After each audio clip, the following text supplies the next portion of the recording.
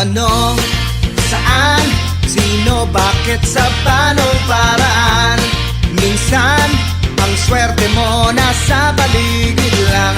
Ang buhay ay ganyan, nasa palad mo ang pagbabago ng takbo. At walang mangyayari kung hindi mo susubukan. Magbukas ka ng isipan